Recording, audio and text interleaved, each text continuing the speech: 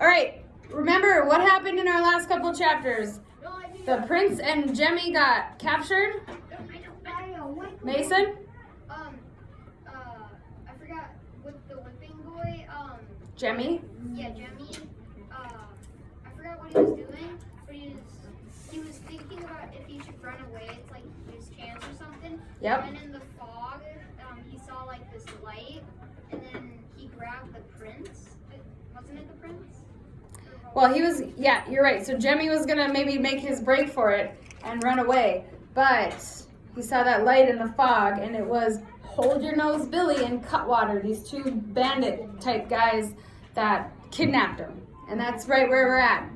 They found a crown and all this really, really nice food that they've, haven't really seen. And they said, whoa, we definitely have some rich kid here. Maybe it is the prince. So they are planning on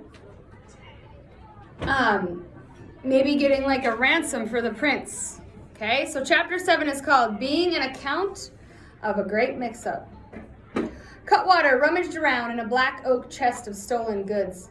Handkerchiefs flew out like soiled white doves. Worn shoes, ladies' combs, a cowbell, a junk heap. They've had lean pickings, and this raggedy pair of highwaymen, Jemmy thought, and maybe not as smart and as clever as the song sellers made out. Here's a scrap of paper, Billy, said Cutwater, finding it in the pocket of a stolen coat.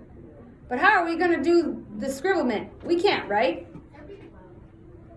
I've seen it done. Sharpen us a hawk's feather, Cutwater. I'm hungry, complained the prince. I'll have a veal pie, sir. Hold Your Nose Billy ignored him. He poked around for a beetroot and squeezed out the juice with his bare hand. It dripped like blood onto a china plate. There's ink for you, Prince. Take the hawk's feather and scratch out our message. Prince Brat folded his arms. I don't take orders from curs and villains. Think of your pa, said Hold Your Nose Billy. He'll be ever so much obliged to know you're safe and hearty. I told you I'm hungry. You won't eat a bean till you do us the document. What? Can I change it to designate? Like, instead of arrival, can I change it to arrivals? Mm-hmm. But I can't write, blurted out Prince Brat. And crows can't fly, erupted the big outlaw with a blast of garlicky breath. You're a prince. Kings and such like are learned to write and read soon as they tumble out of the cradle. Don't think you can pull the wool over our eyes. Hop to it. But I can't so much as scratch my own name. Jemmy shot a calculating glance at Prince Brat. His pesky hide hardly seemed worth saving, but a scheme had leaped into his head. He might be able to trick these mangy outlaws into letting the prince go. And Jemmy would be rid of Prince Brat once and for all. Give me the hawk's quill. I'll write the words, he announced. That's right, Prince Brat chimed in. My whipping boy knows his letters. Fall to, Jemmy from the streets. Hold on, said Hold Your Nose Billy, his sharp gaze flickering from one boy to the other. This ignorant whipping boy knows his letters, and the royal prince can't sign his own name? Something's fishy here. What are you thinking, Billy? Asked Cutwater. I'm thinking these lads have mixed themselves up. Jemmy lifted his chin arrogantly and tried to look as prince-like as possible. Nonsense, I'm a mere whipping boy. The big man rumbled up a laugh, showing a mouthful of yellow teeth. You take us for bedrock numbskulls? Certain as eggs is eggs, you're the prince. The genuine, straight up and down, royal highness. Prince Brat's face turned red as hot iron. That ratty street orphan, he bellowed. That low-born. Silence, Jemmy commanded. Can't you see the game is up? They're on to us. Hold your tongue. But I'm his royal highness. God, Jemmy thought. This haughty prince didn't have the sense of a gnat. Couldn't he see a plan afoot? Save your breath, snapped Jemmy. Stop giving yourself airs, you witless servant boy. Servant boy? Dare you address me? Bag your head, snapped Hold Your Nose Billy. Give him a kick, Cutwater, if we hear another peep out of him. Hand me the hawk's feather, said Jemmy. I'll write my papa, the king. All right, that's the end of chapter 7. You guys understand what's going on? Okay, so they think that Jemmy is the prince because he's the one who can actually read and write. Okay, the prince is getting mad, but Jemmy has a plan in his head, and he's trying to tell the prince to be quiet and play along. Okay, so chapter 8 is called the ransom note.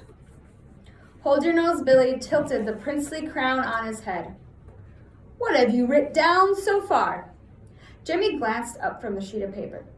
To the king's most sacred majesty, dear papa. Aye, that sounds proper respectful. What else?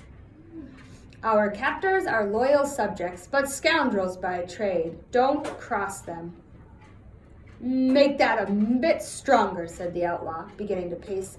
Tell him we're shameful mean and rough as a sackful of nails. Warn him we fear no gallows. Jemmy dipped the quill in beet juice and continued scribbling. I'll tell him you've got reserved seats. Ah, that's the ticket. Cutwater had begun gnawing away at a roasted pheasant, and his cheeks swelled out as if he had a monstrous toothache.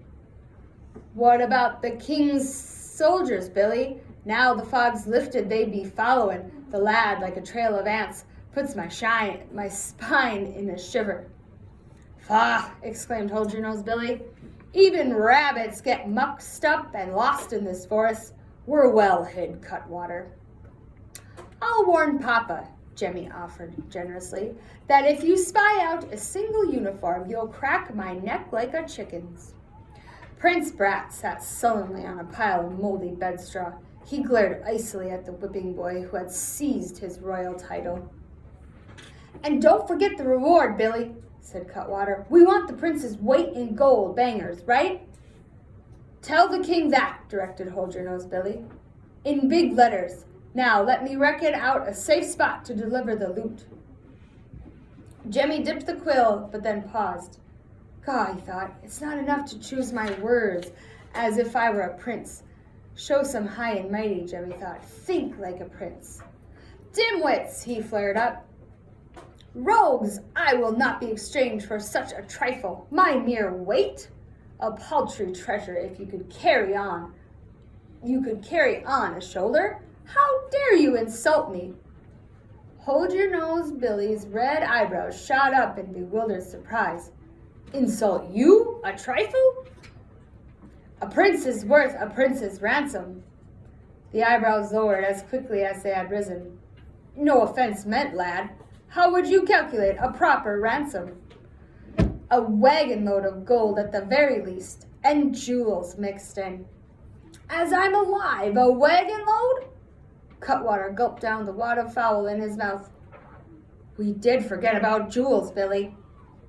A wagon load it is, then, exclaimed the hairy outlaw. Prince Brat's mouth fell wide open at the whipping boy's nervy mischief. Hold Your Nose Billy stood over Jemmy's shoulder and watched the words being scratched out. Finally, he said, Have you made your sign yet? About to, replied Jemmy. With as much flourish as he could manage, he wrote, Your obedient son, Prince Horace. Okay, that is the end of chapter 8. Chapter 9. So he wrote the ransom note. Do you guys think that's really what he wrote? No. The two bandits can't read. They're telling him what to write, but they can't read. So we'll see if maybe that's actually what he wrote or not. Chapter 9 says, Revealing Jemmy's plan to trick the villains. Hold Your Nose Billy popped a clove of garlic into his mouth, ground it between his yellow teeth, and helped himself to a veal pie. Nothing like garlic to clear the head and fend off the plague. Cutwater, give the lads a ration of breakfast. The scrawny outlaw sliced off 2 thick pieces of coarse bread. He draped a salt herring across each slice. Eat hearty, little fellers. This smelly stuff, Prince Brat glared at the bread and herring. It's not fit for flies.